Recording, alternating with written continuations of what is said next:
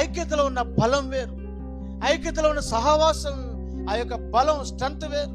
కనుక నీవు దేవుని సహవాసాన్ని, సంఘ సహవాసాన్ని నువ్వు పోగొట్టుకోకూడదు. ఒక మాట చెప్తారండి, సేవ చేసే సేవకుడు కూడా సహవాసం అవసరం. ఒకరోజు ఒక సేవకుడు చెరసాలలో బంధించబడ్డాడు. ఎక్కడ బంధించబడ్డాడు? చెరసాలలో బంధించబడ్డాడు. అయితే అతనికి ఒక సహవాసం ఉంది. ఆ సహవాసం ఏం చేస్తుంది తెలిసిన? అత్యాసక్తితో ప్రార్థన చేస్తుంది. అత్యాసక్తితో ప్రార్థన చేస్తుంది. జైలు దగ్గరకు పోయి, జైలు దగ్గర నిరాహార దీక్ష చేయలేదు.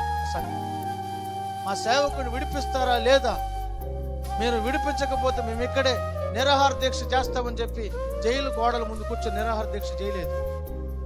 ఆ సంఘం ఏం చేసింది తెలిసిన? ఆ సంఘంలో కూర్చొని ఎలుగెత్తి ప్రార్థన చేస్తుంది దేవునికి. వారి ప్రార్థన దేవుడు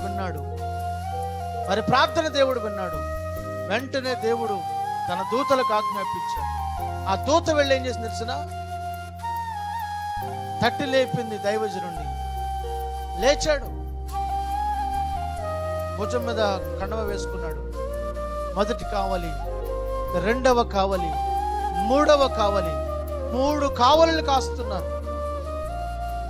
కావలి వారందరూ నిద్రపోతుండగా ఆ నిద్రలో వారికి నిద్రమత్తును కలిగచేసి ఆ యొక్క కావలిని తాళపు చెవులను తెరచి దేవదూత 1 కావలి, 2 కావలి, 3 కావలి దాటించి తీసుకుని వచ్చేసింది.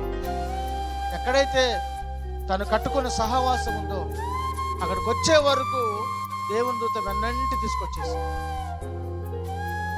అక్కడికి వచ్చిన తర్వాత సహవాసంలో చేర్చబడ్డాడు. దేవునికి స్తోత్రం.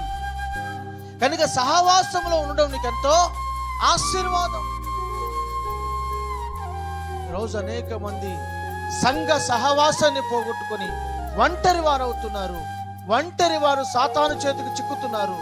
సాతాను వారిని విడదీస్తుంది, నాశనం చేస్తుంది, పాడు చేస్తుంది. వారి బ్రతుకును అధోపాతాళం తొక్కేస్తుంది.